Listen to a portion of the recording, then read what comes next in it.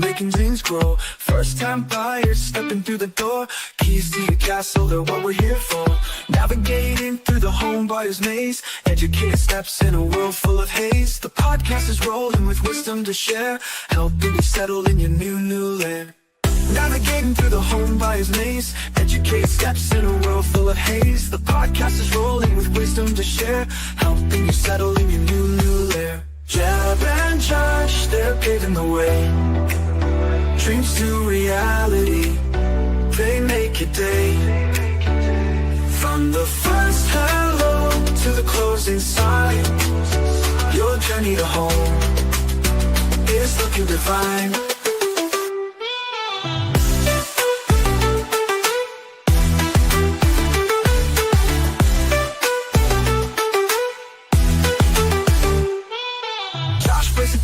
The numbers make sense. Jeb shows the vision beyond the white fence. Teamwork like this is rare to find, helping you leave all your doubts behind. They talk about homes and talk about life, cutting through the stress and the buyer's strife. With every word they light up the spark, guiding you through when the road feels dark. Jeb and Josh, they're paving the way. Dreams to reality, they make it day. From the first hello to the closing sign, your journey to home is looking divine.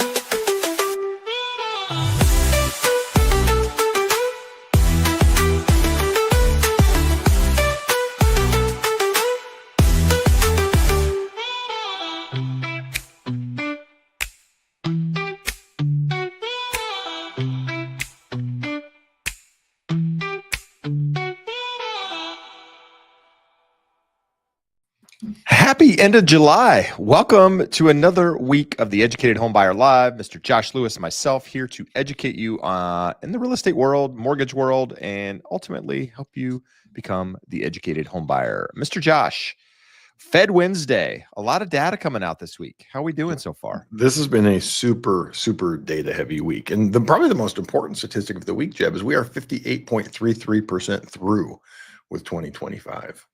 Wow. Did you just do that calculation right now? Did you ask GPT? 7/12.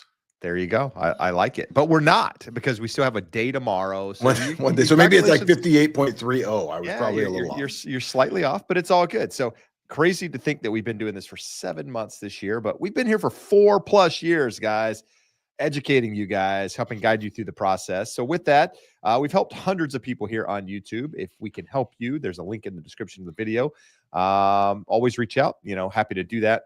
Always have people we're helping. And a lot of you guys are listening. So all that's good stuff. So we typically start the show by going over some charts, what's happening in the economy, data wise, what's impacting inventory, mortgage rates, all of that good stuff. We're going to talk about the Fed, the latest move or lack thereof. But while we're doing that, let us know in the comments, what do we want to know tonight, Josh? We know where they're from. A lot of these guys are from. Like what's an interesting stat that we can ask? Ooh, we already went through fast food. That's the favorite fast food. And if we ask pizza's local. That's like good stuff. You can't go pizza. What's your favorite social media channel that's not housing related? Let us know. It could be any platform. Let us know. I like to see what people are in tune with. My wife watches entirely different stuff than I watch. Yes, 100%. You like the people that are on TikTok. The guys I used to play basketball with 30 years ago. We have a text thread, and one of the guys is always sending TikTok links, and I'm like, I don't support China. And then one sending Instagram links, and then the old man in the group is sending Facebook links. No one looks at Facebook anymore, so it's actually I got a better one. Let's not even go. What's your favorite Netflix show right now? That's what I want to know. Give me your favorite Netflix show. There's some good ones. Like we're in deep on a couple of these. So there's I haven't been excited about anything. I've not been excited about anything on Netflix since Squid Games, the original Squid Games. Squid Games. Jesus. Yeah, that was the best one. All right, here we go. So we're going to dive into some charts. We've been wasting enough time already. So let's take a look at the charts as we always do. We don't even have them in there, Josh. There they are. We forgot to share them. Forgot to put Didn't even prep them. So the big news this week is really that there's no news. 856,000 homes to 860. So inventory is up slightly.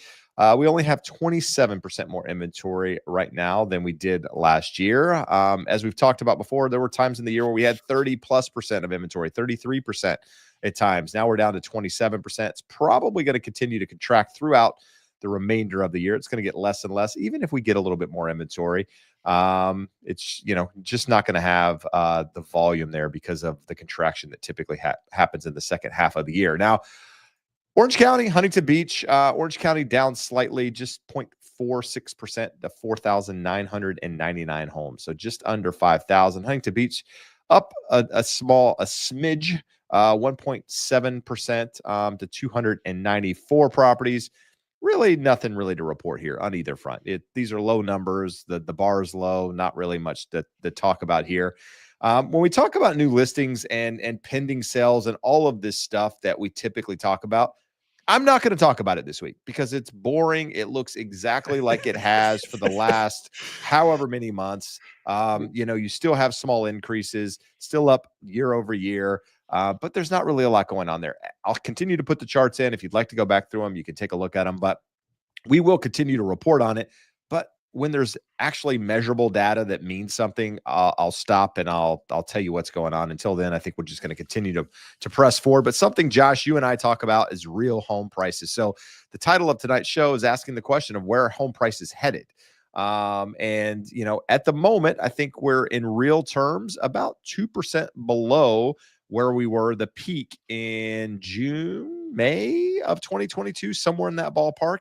So we're down slightly. But one of the things we talk about, Josh, is affordability. A lot of people out there, we don't care about prices. We need rates to come down or vice versa. We don't care about rates. We need prices to come down so affordability improves. The reality is affordability is improving, just not at the pace that people want to see.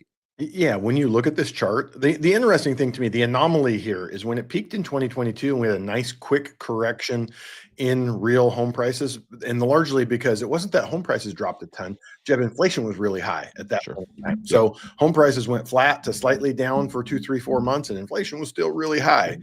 But what this chart is telling us, that little green box over there, is that in real terms, so home prices are going up less than inflation since that time frame in 2022. And I expect this to continue. I don't know about yourself, Jeb. We may get out and out nominal home price gains, but I don't think we're going to see real home price gains, even if inflation gets down to 2%.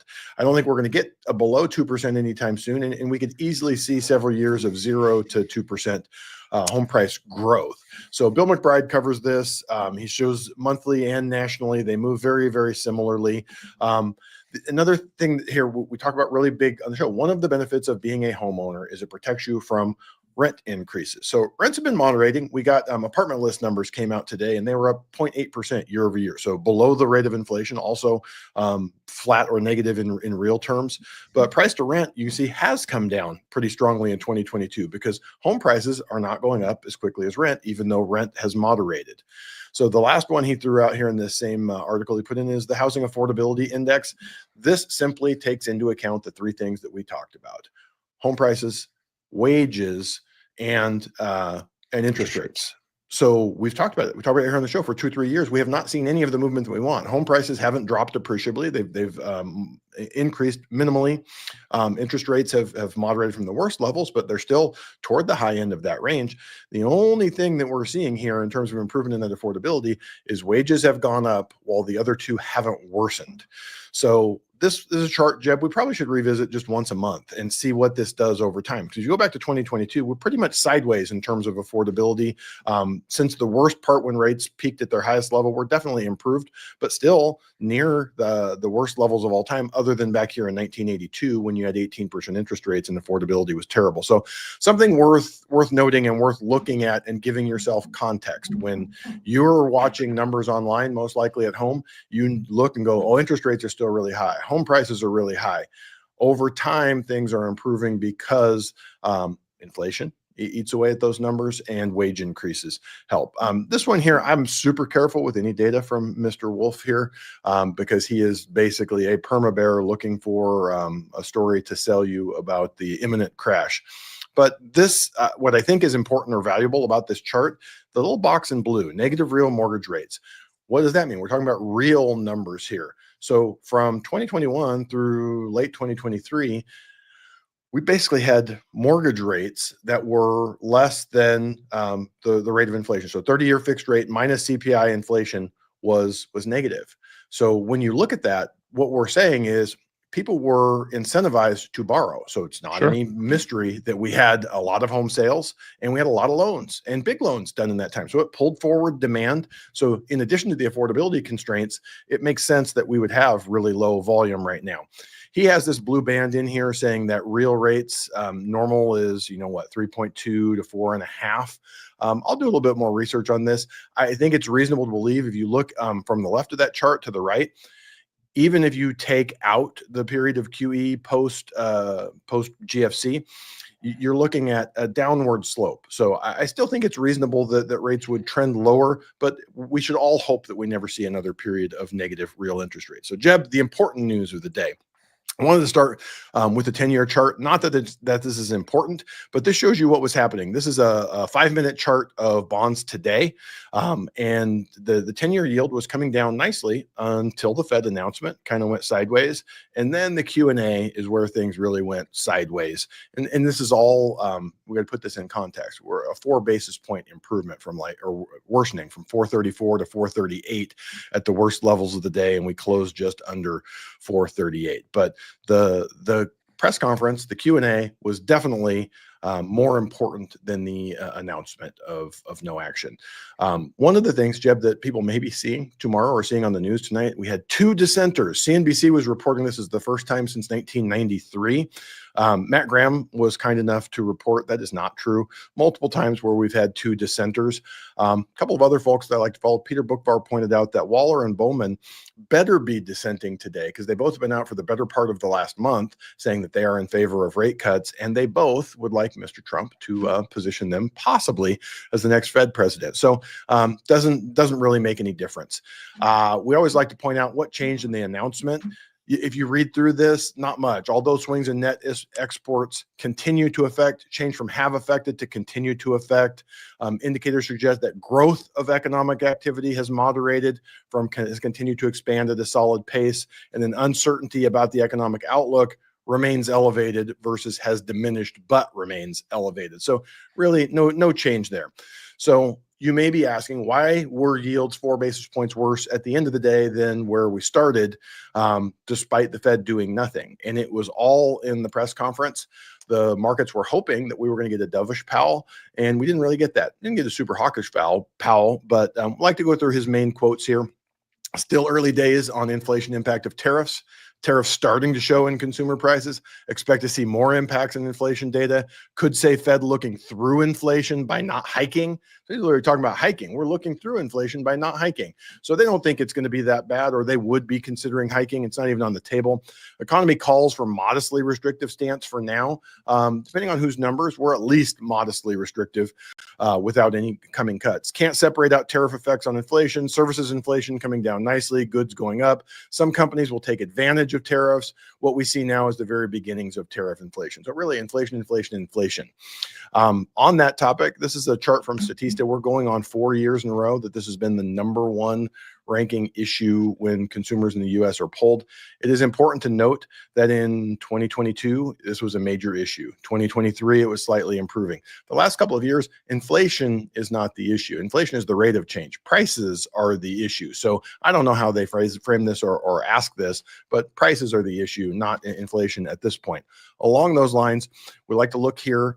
He's talking a lot about inflation. Truflation says basically flat over the last week, 2.02, 2.04, basically where the Fed would like to see it. Tomorrow, Jeb, we get a really important report. PCE. Today, there's a subcomponent of the GDP numbers that includes PCE. These figures here were updated by the Cleveland Fed, so I'm going to bet these are really close to accurate. Core PCE, they're predicting to come in at 2.66. They round, so that will get reported as 2.7. And as you can see, last month, we were exactly at 2.7. So not much of a chance for a change there. So we shouldn't see improvement for better or worse. I guess you couldn't have improvement for the worse, could you, Jeb? So it's an oxymoron. Someone's a moron. Let's just say that. So Maybe yes. we got ADP figures today. You'll all remember the cute little vanilla colored line there. We had a big negative ADP job report that was revised up, but still negative. And we had an improvement here this month in those numbers, but it's still very negative. And I actually had the numbers here. I wanted to tell you guys. So 104,000 jobs, 28,000 more than was expected. And then June was revised up 10,000, but still 23,000 jobs. Here's the important part. You can't see this in this chart. The 3-month average is 37,000 new jobs per ADP. The 6-month average was 67,000, and the 12-month average was 130. So you can see that descending green line. We are absolutely seeing a deceleration in employment, even though we're not seeing a big uptick in the big negative numbers. So the Atlanta Fed GDP now, GDP was announced today, so everything's incorporated. You see that big spike basically got reported there as 3% GDP growth. But what we're going to see is it's a little bit smoke and mirrors. Last quarter, Q1 was at negative 0.5, and we are now at 3 for Q2. So that first quarter, if you remember, it was thrown off by front running the tariffs and a lot of imports at that time. And now we had many less imports this last quarter, and it's spiking the number. So really, when we look at those, here's the actual formula for GDP. So that last piece, the X minus M is exports minus imports. So we had a ton of imports in the first quarter. They were much stronger. And this last quarter, we don't have those imports. So when we look at that, and you can see graphically here, these are all the components and how they contribute to GDP. Imports were heavily negative there. So when we average that out, we're really looking at 1.25. Very anemic growth. So the headline looks big. If you look here, again, contributions, consumer spending was up, but healthcare was the biggest contributor to consumer spending. Pharmaceutical products, biggest contributor to non-durable goods. So when we look at these things, it was really a change in imports and strength in consumer spending based off of healthcare and pharmaceuticals continuing to be expensive. So where do we go from there, Jeb? We are now at a 54% chance of September giving us no change in Fed funds. And if we look out through the rest of the year, we are now looking at a 62% probability of just one cut through the rest of the year. It's important to remember we have almost 2 months before the next Fed meeting. It's at least 6, if not 7 weeks. There's a lot of data to come out, 2 PCEs, 2 CPIs, 2 jobs reports. So we're going to have a lot of data. This can change, not saying it will, but it certainly can. In the big picture, you see that green candle today. That's where we're saying the 10-year was up 4 basis points. It was down 7 or 8 yesterday. So over the course of the last week, we really haven't gone anywhere. A lot of day-to-day movement. You see the headlines, people have to make something out of nothing in terms of, hey, this is what happened. And is there accuracy, is there truth to that? Yeah, this is what happened, but we're really in a sideways consolidating market, waiting for something to break in terms of inflation moving much lower or employment getting much worse. You see the same thing here in the data from Mortgage News Daily, flat all the way around, 6 3/4 on conventional, 6 3/8 on FHA, VA. The other loan product types we'll get in where they fit in. But that's all we got for this week, Jeb. Good stuff. Good stuff. All right. So do us a favor. If you have questions about any of the information there, you can reach out using that link in the description of the video. Need to get pre-approved, go through that process. Get referred to a real estate agent. That link will also get you in touch with us. There was a question here, Josh, from Sam. Just says, great content and discussion. Is there a link to the places where y'all resource the data you are presenting in the stream?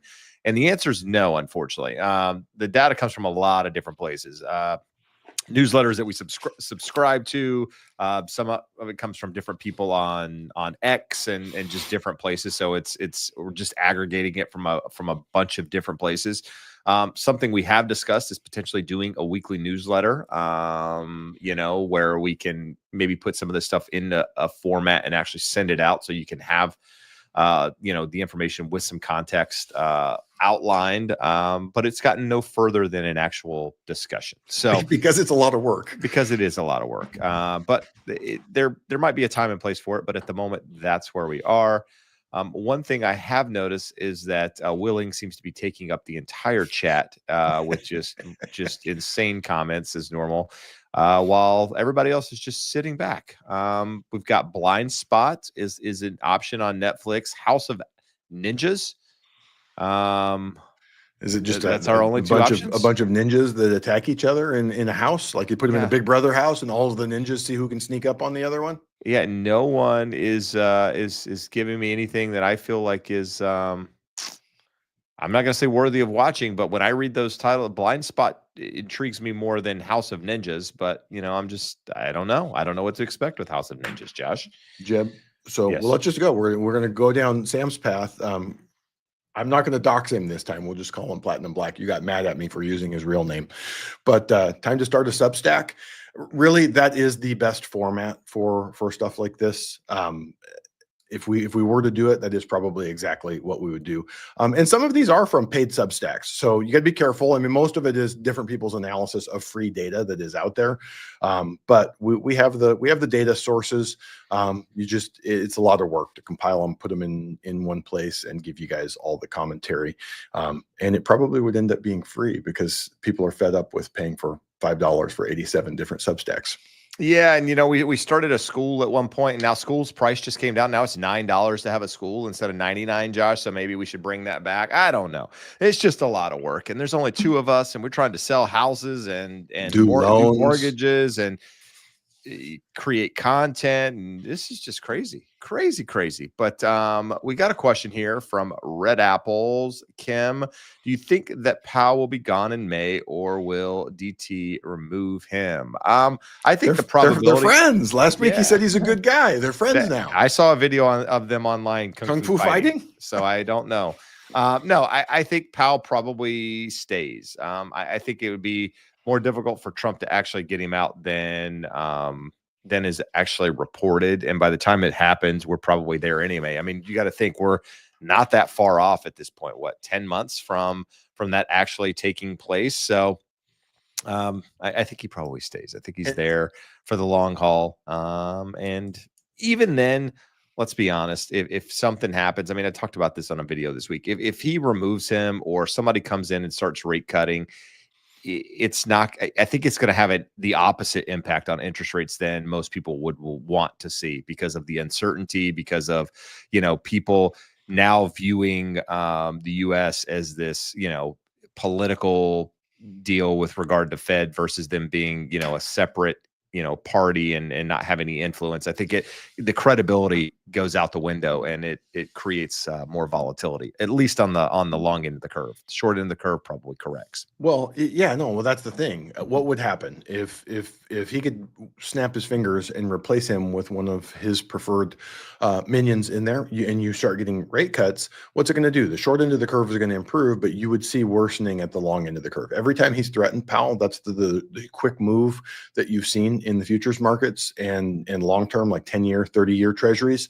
And the reason is, like Jeb said, you lose independence, you lose credibility, and the fear is that cutting too much too soon will lead to future inflation. There you go. All right, let's see. We got a question from the realist, 714, probably Orange County. I talked to a mortgage officer at a bank. Did I click on it? You did. Who said that they have a 12-month reserve requirement. Josh, is this something that is bank to bank? Is this a Fannie Freddie guideline? Does FHA have this? Like, what is the requirement in general for reserves? 1,000% not standard. So when you say bank mortgage officer, if they're a true portfolio lender, they can set their guidelines wherever they want. And if they want guidelines that stringent where someone has 12 months of post-closing reserves, they better be offering you something fantastic in return, like a much lower than market interest rate. If not, there are a million different programs. Fannie Freddie do not require that.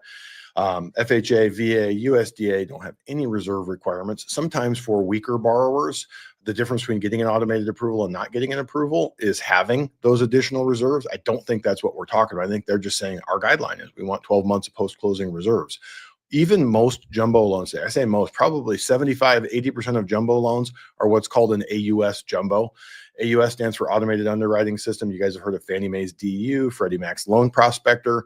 So almost all of the jumbo programs will require the loan to be underwritten through DU, and it will come back and it will say approve, ineligible. It's ineligible just because it's higher loan amount than Fannie Mae will buy, but it's meeting all of their underwriting requirements. Most of the time, they're following the Fannie requirements.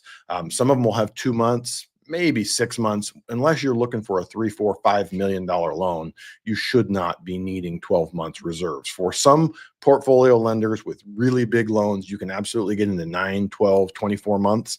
But unless you're getting a smoking deal from a portfolio lender, or you're asking for a ton of money, you shouldn't have to have that amount of reserves. So give us a call.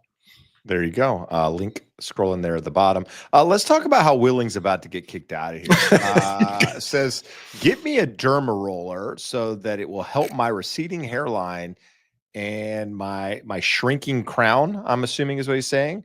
Basically, like what he's telling me is I have a receding hairline, Josh. I do not have a receding hairline. I do have some thinning hair on top, but it seems it's pretty good. It's not too bad. You and I are blessed in the hair roller, department. We got like, lots of hair. We got lots of hair. Willing, I expect an apology, or otherwise, like you might get demoted. Yeah. Even further out of here. I thought you were just going to kick him out for 9,000 comments out of 9,005. No. Like receding hairline, like that's threatening the only thing I have, Josh, is hair. Like that's, Joe does mortgages. It comes in with a question, says, what are your thoughts on the CFPB and trying to revise the LO comp rules yet again? Mr. Lewis, I honestly don't even know anything about this. I've seen nothing on it. I get Scotsman, Housing Wire, Mortgage News Daily, Mortgage Professional.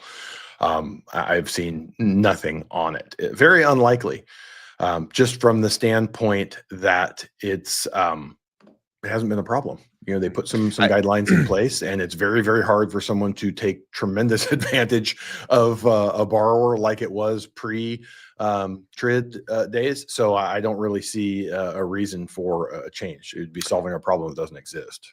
I did come across something last week where the California Department of Real Estate is now requiring escrow companies to, I don't think you can actually they can't pay a corporation unless that corporation is licensed by the Department of Real Estate. And so, but did you, Jeb, did you see the guidance from the DRE? I didn't. It's insane. There's the DR. There's two. I think it's the DFI and the DRE both get to, because of its escrows and realtors, and like they're giving conflicting guidance. So someone's going to have to put their heads together and come out with some straight guidance. The DRE basically said, "Hey, status quo, do what you want," and the DFI is like, "You can't do that." Yeah, so I got an email from the escrow company that I typically use, and they're saying, "Hey, listen, we can't pay you unless your corporation is licensed under the company that you actually do business with. Otherwise, it has to be paid personal." So far, I've been paid the same way, so I assume I'm okay, but we will see. We will see. Do you not have your corporation? You don't have a corporate DRE license? That's what you hang with Real? I do have a corporate license with DRE, but I don't know that they have that.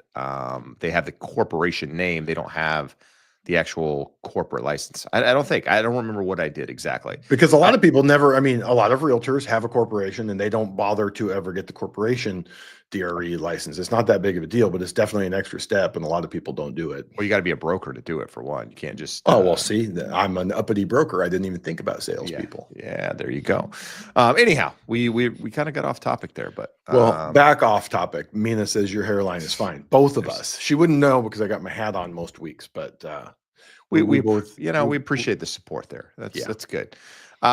Josh, let's talk about American funding, new American funding. Is it better to use direct lender or a broker?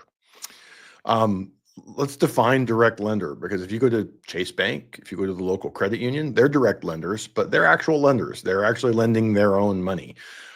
New American Funding is not a lender. New American Funding is what's called a mortgage bank. So they have a giant line of credit and they write a bunch of loans on that, and then they sell them into the secondary market. To varying degrees, I wouldn't say all, to varying degrees, the vast majority of mortgage banks have a bloated management structure. And if you drive by a New American Funding office, they're pretty nice. So expensive real estate, lots of middle management. Here, it just shut down. Did they shut it again? Yeah. It's like the third time they shut the one in Huntington Beach. That one's Probably because closed. they couldn't afford that lovely office. So they have nice offices. They have lots of middle management. They generally have ugly rate sheets. I know some good loan officers that work there, some very good loan officers that work there. Would I say you're going to get a terrible deal or you should never go that direction? No, but if you want to talk to them, give us a call. Let's compare numbers and see what it looks like, because we can generally save you a chunk of money. There you go. Good stuff. We've reached that point in the show where I want to ask a favor. If you find any value in our content, do us a favor, hit the thumbs up. If you haven't done so, depending on which channel you're on, there's a couple channels that happen here that all stream. But the Educated Homebuyer podcast, I think we're just over 7,300 or so subscribers on that channel. We're on Apple, we're on Spotify. A lot of you guys are listening and watching from there, and we appreciate that support. So continue to support the channel. Share it with somebody you know who's buying a home. We get a lot of positive feedback there. So we do appreciate all of that support. And so if you do so, if you find it helpful at all, make sure you hit that thumbs up and subscribe if you haven't. Subscribe. There you go. Not a lot of questions, Mr. Josh. We got a question about helping people in New York. We can't personally help in New York at the moment, but I can refer you to agents in that area. Josh, we have a great mutual contact that does loans in New York that can guide you through that process as well. So if you need help there, you can fill out the referral link, and we can still connect you with an expert there in that market. New York is a pain in the butt. So the licensing, like you'll see a lot of places. Our buddy down the way that we've referenced a couple times, the company he works for, is licensed in 49 states. The one they are not licensed in is New York. New York makes things very, very difficult in terms of licensing. There you go. That's how Vegas was for a while. Let's see. House of Ninjas is about a ninja family who, years after retiring from their formidable ninja lives, must return to shadowy missions for the government to counteract a string of looming threats. Did you type that up, or did you take she that GPT offline? it? She might have GPT'd it. That's a well-written explanation of what it is. And there's some words in there that I feel like I would have never used. Formidable, one of them. What was the other one in there? There was another one. Shadowy missions. I guess that's a place. Yeah, I'm feeling like you copy and pasted. Let me know if I'm right. Jeb, I'm going to nominate this for the question of the day. This is the highest quality question we've received, and we've got 25 minutes. So we'll see if anyone can top this in terms of quality here. The realist back says, just like buyers shouldn't try and time the market, does this apply to sellers as well? Instead of delisting their homes because the market is shifting, should they just meet the market where it's at? A lot of the people that I talk to, Jeb, you've pointed out that 75% of sellers are buyers. A lot of the buyers I talk to are going to sell. And I hear things like, we're going to take it off the market. Oh, we took it off for 15 days and we're going to put it back on the market. So I don't know that the realist was actually talking about some of the games of on and off the market, but why don't you talk about all of it? Yeah, it depends on the goal, right? If you need to sell and buy at essentially the same time, then you have to understand the market that you're in is the market you're in, right? It's going to be very hard to get top dollar for your home and then get some steal on a buy at the same time frame when you're doing things contingent.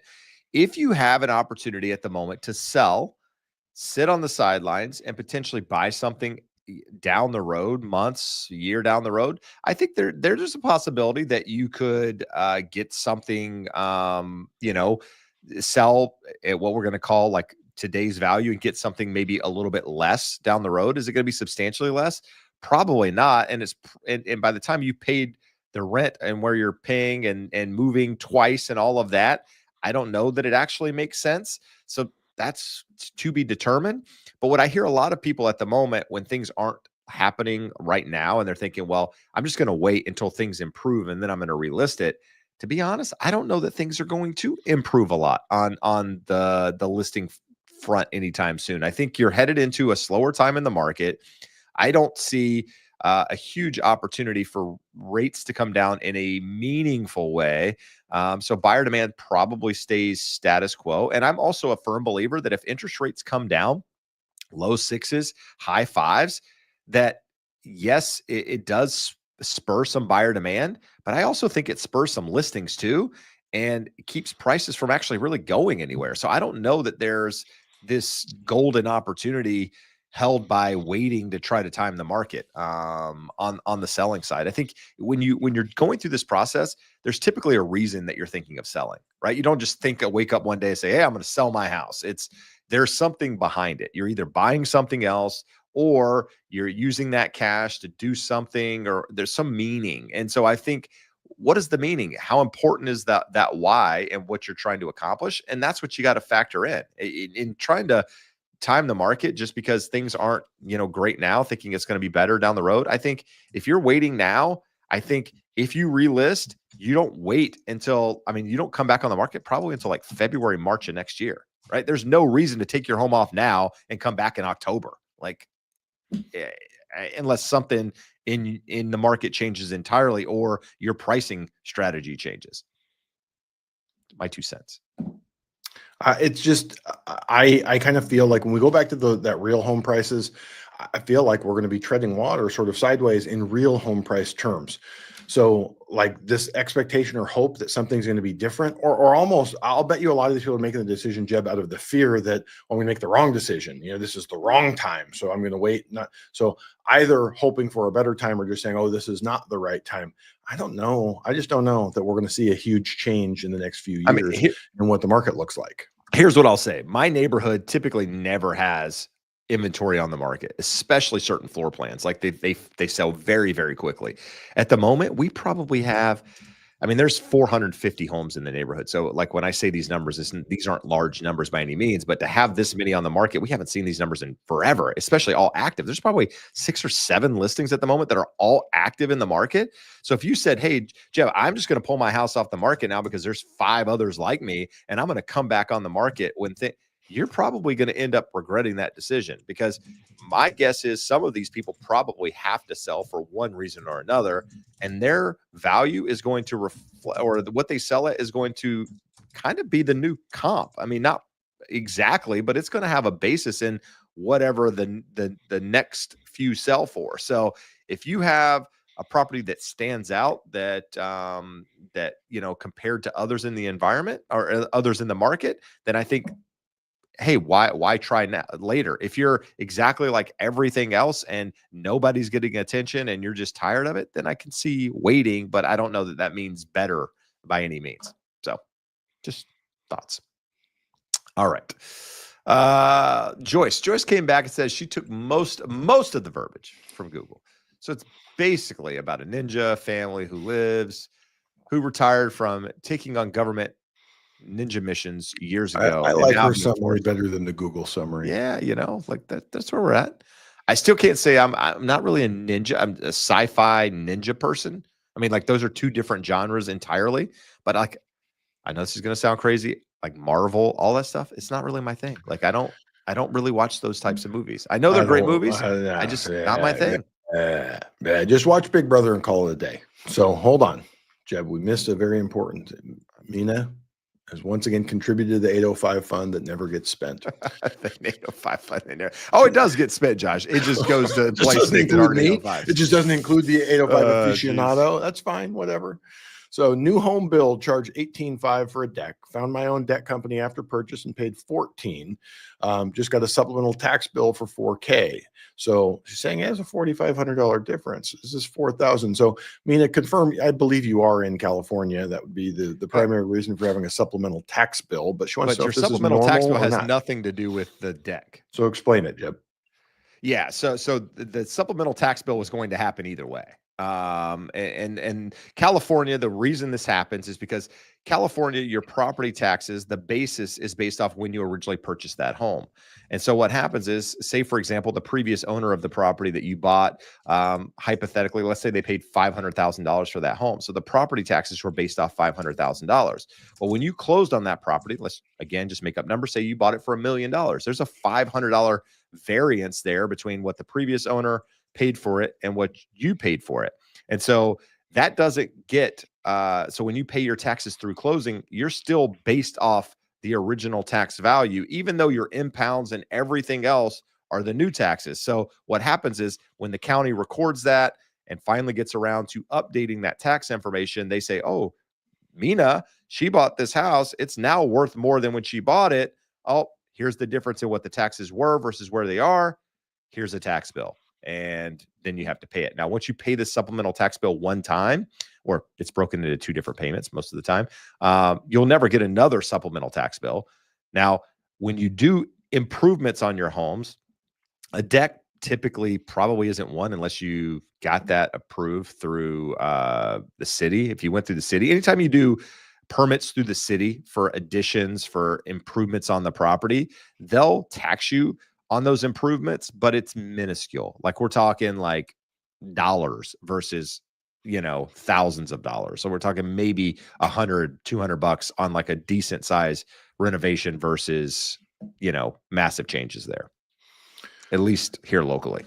So Jeb, we've got another question, and we can go in a different type of question. We give it a different answer. So Jay Homeboy, who has been absent for a few weeks, or at least not asking questions, who'll be better off down the line? 2 brothers, similar lives, similar salaries, married, 3 kids, similar house, $700,000. The difference is one pays off the house and has $500,000 in stocks. The other one has a $500,000 mortgage at 6% and $1 million in stocks. So instead of the $500,000 mortgage or paid off, they have a $500,000 mortgage and an additional $500,000 invested. So this is funny, coincidental timing here, Jeb. I have been reading, I believe it's called The Smart Path to Wealth. And it's a good book. It's a very simplified book, but one of his main points in there is people screw themselves by trying to think. He believes you should buy an index fund, keep it for 30 years, ride out the downturns, and you're going to be fine. And there is wisdom in that. So I'm going with this. So if you have the discipline to invest, to not sell when things dip, to not wait too long, get back in when things go, there is no question. And I actually have my custom GPT, Josh GPT, answered this. So in this specific example, no mortgage, 500,000 in stocks at 8%, so an 8% return. Going back the last 40 years, it's been over 11. It's like 11.5% if you reinvest dividends. But the future value of that 500,000 at 8%, in the end of the 30 years, he'd have $5 million. He'd have the home free and clear. So he has that $700,000 asset, whatever appreciation, and $5 million. So total net worth, $5.7 million. Home's actually probably going to double or triple in that time frame. But brother B, he would have a $3,000 a month mortgage. He'd pay about $580,000 over the life of that 6% mortgage. But he would invest that $1 million at 8% for 30 years. He'd have $10 million instead of $5. So 10 million minus the 579 that he paid in interest over that time, $9.5 million. You're gonna have $4.5 million more than the other brother. So it's an easy academic exercise. The thing that comes down to it is, are you that person? Can you put that money away, not touch it, and let it grow through the ebbs and flows? Because it's going to be a roller coaster ride for the next 30 years. There's going to be some awesome years. I'm actually surprised by that answer. Like I didn't realize it was going to be that big of a difference. I really thought that brother A might have a chance in coming out on top with that scenario. But the variable we would have to throw in, Jeb, is what if he takes the $3,000 and contributes that every month for the next 30 years? Well, that's what I'm thinking. Like he's not gonna have, he's now got cash flow. So what's he doing with the cash? So he's got to be reinvesting that. But so if he's putting that in the market, then, but I guess we didn't throw that into the equation. I'm throwing it in right now. We'll see what it comes back with. Let's see. This is where GPTs are cool, like scenarios like this. So Mina's in Maryland. A supplemental tax bill in Maryland. We will have to rely on the GPT to research that for us as well. All right. What did we find? So Jeb, it gets pretty darn close. Brother A, if he invested that savings, he would end up at $9.1 million. It's about a $400,000 difference between the two of them. So brother B still ends up better. Yeah. There you go. There's your answer. All right. Let's see. We've got Smart Fox. Here's my plan. Prep the house to sell next year. After sell, go to vacation for 1 year trip around the world. Come back to buy 3rd year and keep my property tax. I'm 55 and over. What do you think? So pretty sure, Jeb, he's got to be in California, right? He's talking about the 55 and over, Sure. Keeping his property taxes. Do you know the guideline? How long do you have to buy another property and keep your tax rate after you sell? I think it's within 2 years is my thought. saying come back the third year. So I think that would still fall in the 2 years because he's talking about selling it next year. So I think it's 2 years to keep the 55, but you want to clarify and verify that just to be sure. I think it's fantastic. Like, listen, if you can afford at whatever age to go travel the world and feel confident that you can come back and have funds to live after you retired, shit, you've done something right. Like that's, by all means, that's the thing. I think if I have any regrets, it's getting right into college. I mean, like getting right into a job right after college. I feel like if I was smart, I would have just gone and traveled the world, even with no money. You figure it out, like life lessons, you do some fun stuff, and then you start life versus just jumping right into it. Your But parents are nicer than mine. My dad wasn't having that. After about 3 well, months, mine, I mean, I don't know that they had any. How did they don't have, how do they have a say? well, who's footing the bill? Well, that's what I'm saying. You figure it out. Like you just have to go get some jobs and do whatever. I'm not a hobo. I don't cruise around the world. I've I got don't know. standards. I I cruise think in there's something style. to be said.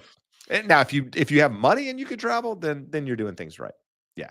So I like the plan. I like the plan. Just don't And- be the retiree lady that sells her house with the plan to live on a cruise ship for the next 20 years, and then they cancel the cruise and don't refund the deposit. And they don't have anywhere to live. That actually happened, I think. Multiple Something like times. that. Multiple times. Crazy Uh, people.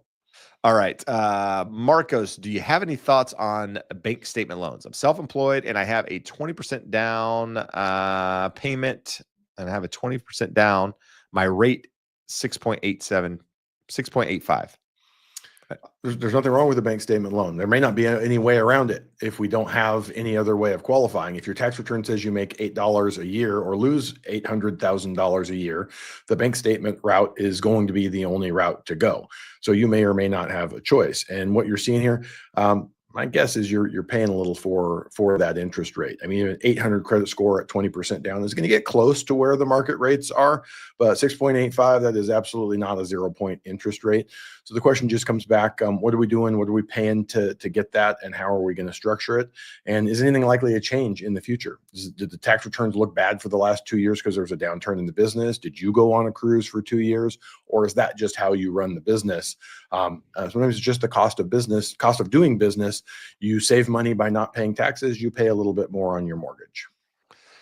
Correct. Yeah. I'm sorry. I'm just reading some of the comments. Okay. Let's see. There was a question here, or a comment rather. It says, from Ray, says, I think prices will hit the roof as soon as the rate drops. So I'm assuming talking Fed funds rate. So last year we saw in September, the Fed cut 50 basis points.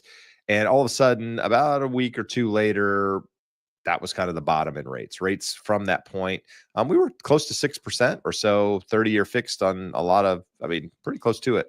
Some transactions out there around 6% or so.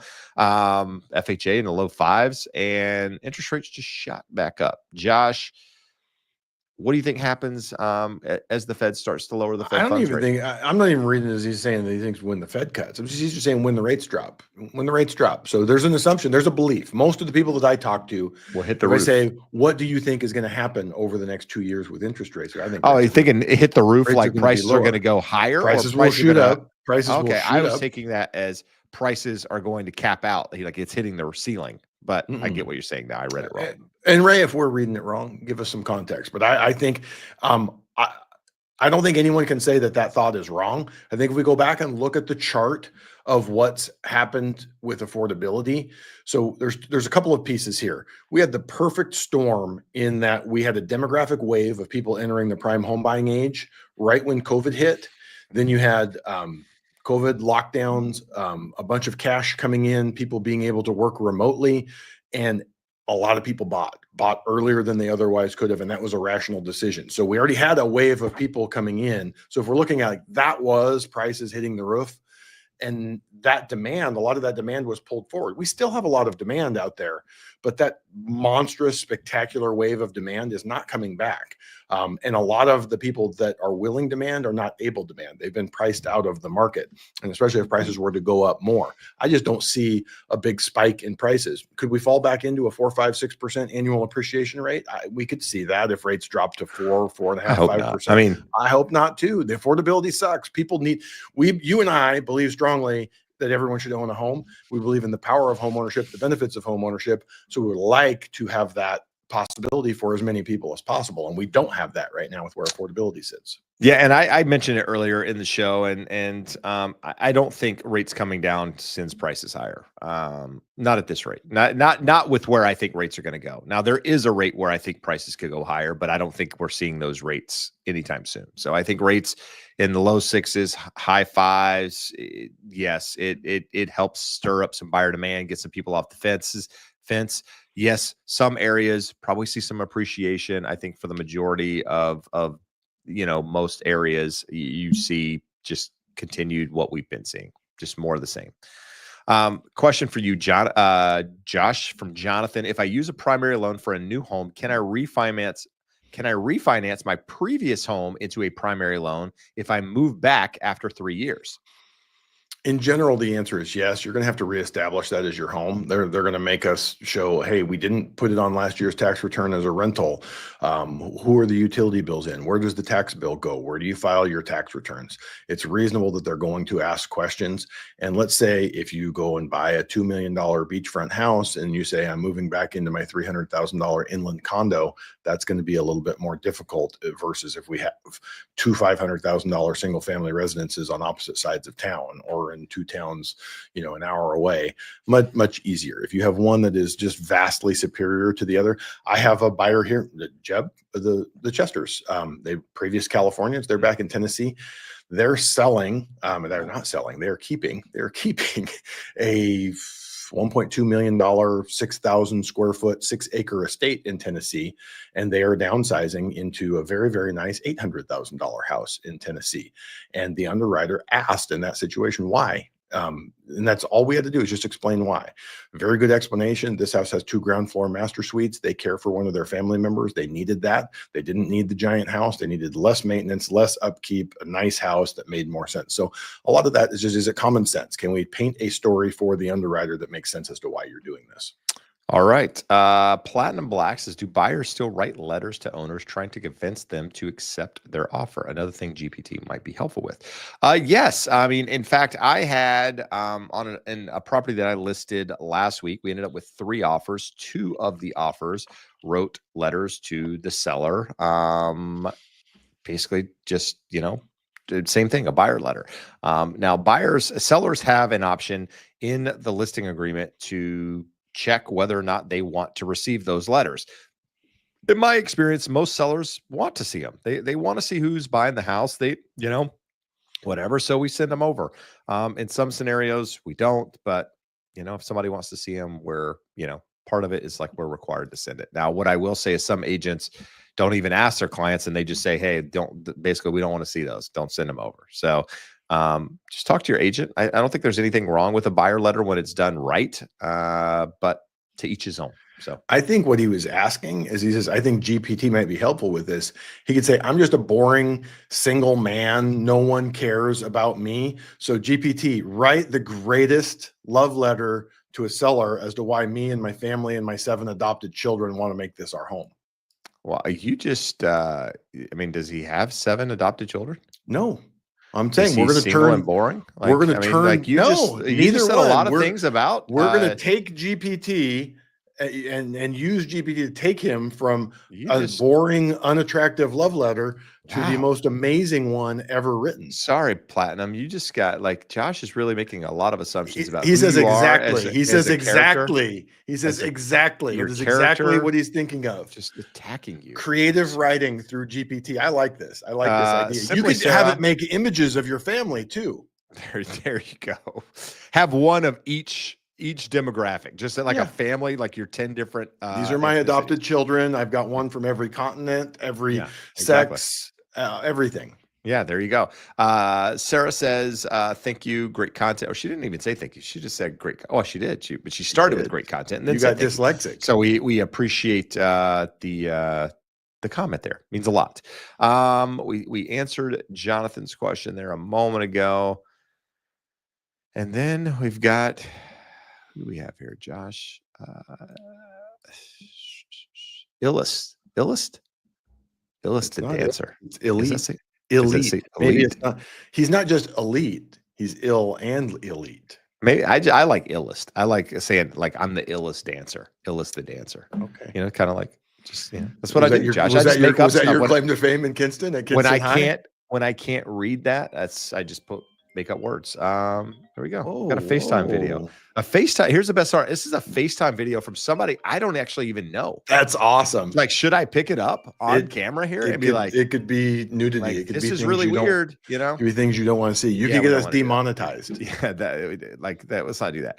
All right. I want to buy a fourplex, but the math has me editing costs quite a bit. Have you seen eating costs quite a bit? Have you seen anyone recently make any money on these properties? The prices just don't make sense to me.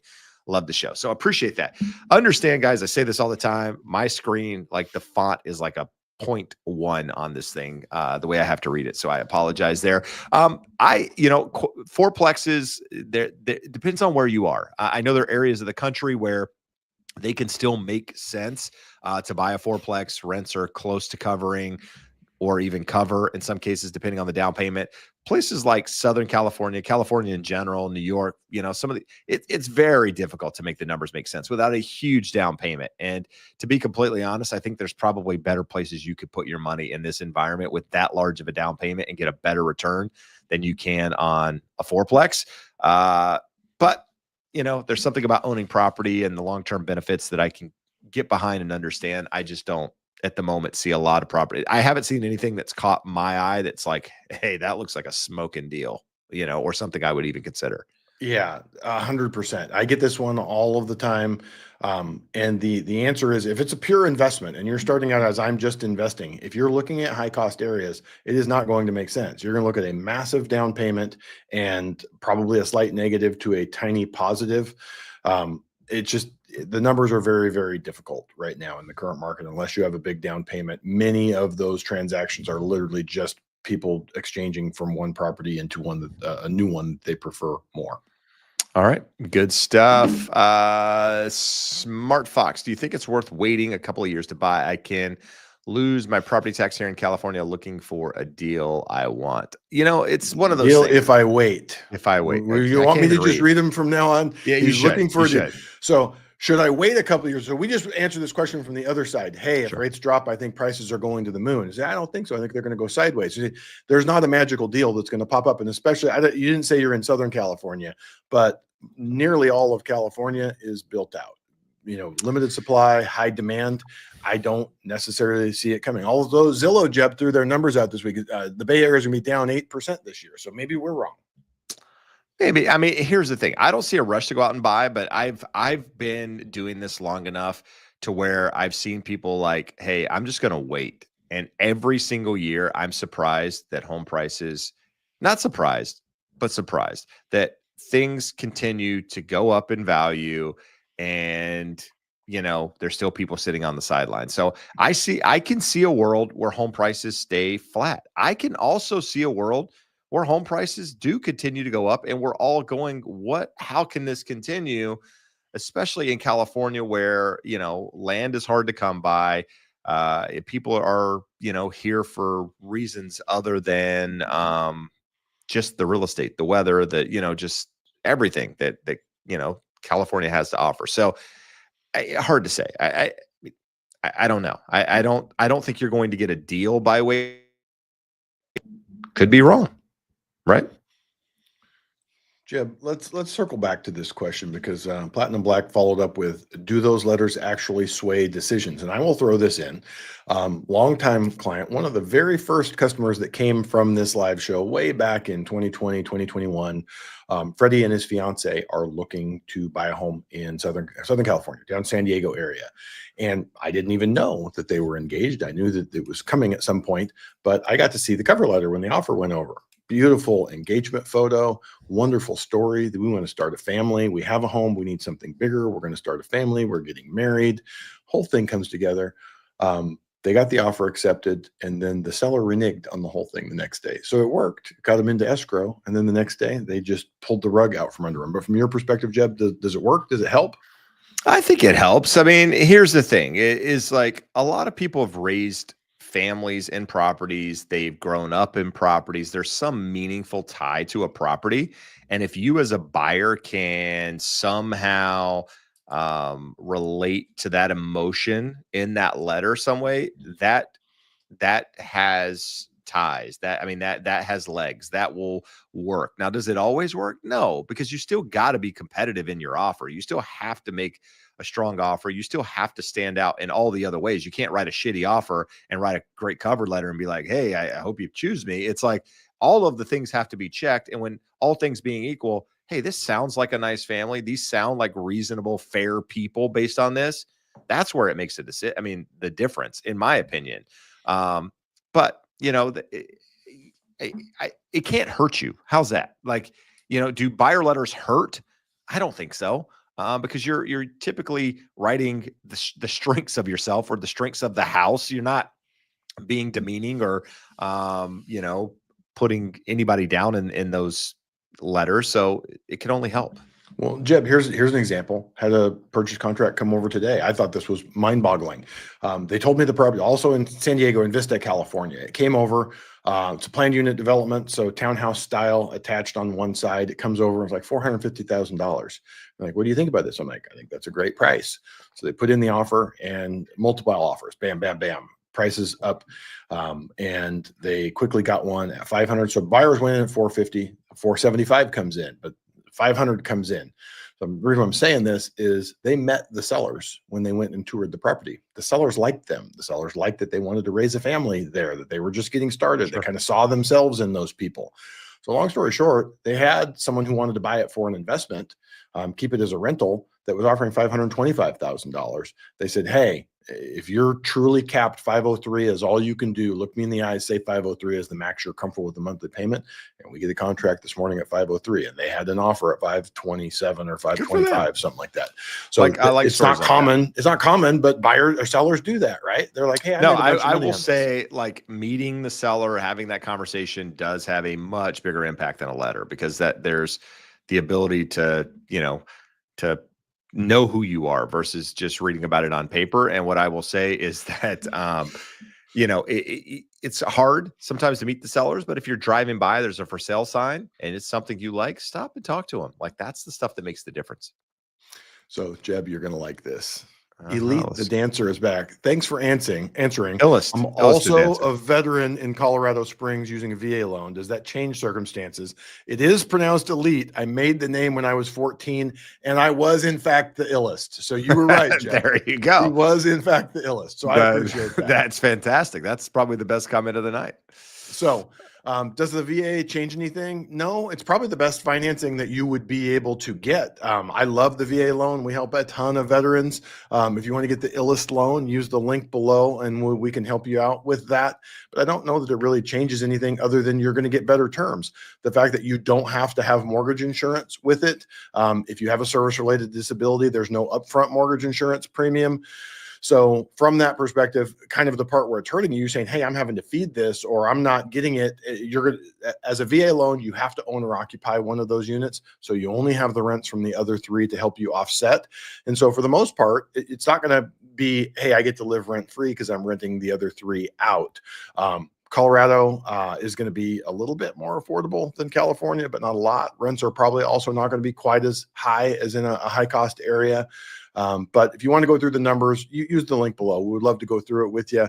VA loan is great, and it would definitely help mitigate some of the things that you're seeing there, but it doesn't make them go away.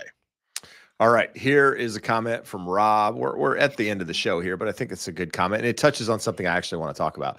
It says, Jeb knows home values are going to likely trend sideways and probably slightly dip a smidge. Home values, possibly. Geez, I do. Just read them all. Home values are likely not to go up when rates drop either, especially with capital gains. So I don't necessarily disagree with that. I don't know about dropping. I mean, dip. Yeah, I could dip. I mean, again, I think there's a possibility for a home to sell less than another comp in a neighborhood. I mean, I just did it on one of my listings. We're going to sell below what a comparable property did, and it is what it is. I mean, but my clients are still getting a good, fair value for the property. Is it going to impact the next seller? Probably not, because there are comps that support it. But here's the capital gains thing. I know there's a lot of talk at the moment about capital gains, potentially going away, people signing bills. Obviously, this has to pass and all of that. I think that is a helpful thing for sellers that have owned property a long period of time and have a lot of money tied up into it, and could definitely unleash some inventory that people are holding on to, putting in trust, trying to pass to their kids, that just don't want to upset the apple cart with that piece. If that happens, I do believe there's a possibility that capital gains exemption or going away could actually bring values down more so than anything that we've discussed recently. And because I think it could unlock a lot of inventory. Don't know for sure, but I think there's a possibility. I don't know that there's enough to actually impact the market. There's definitely a bunch. I know I talked to a lot of people that if they could get their gains tax-free, they would sell, move somewhere else, downsize, do something different. And really, Jeb, again, this is a coastal heavy price area issue. If you're in Iowa, it is unlikely sure. that you and your You're not wife gonna have have a more than difference. 500,000 of gains. Absolutely. But here locally, I mean, my property is up 1.1, 1.2 since we bought it. It's definitely a concern when you go, we've done improvements so we could offset a lot of that, but it's definitely going to be more than 500,000 of gains if we were to sell. And it does make you stay somewhere longer than you otherwise would. So we have things that are really good things. Prop 13 here in California limits your taxes. We've got the smart fox not wanting to move because they have to protect their taxes.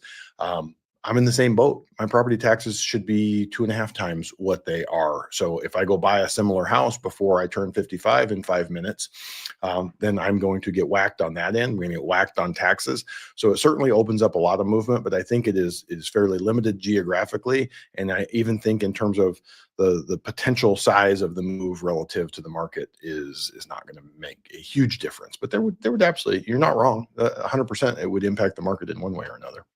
Well, there you go. We appreciate you being here. If Josh and I can assist you in any way, there's a link scroll in the bottom. Go through the pre-approval process to get a second quote, or if you need to get referred to a real estate agent that's vetted, that works like I do, that link will help. jebsmith.net/start. If you haven't done so already, hit the like, hit the subscribe, regardless of where you're watching from. On both channels. Yeah, on both channels. And we'll see you next week. Adios. Amigos.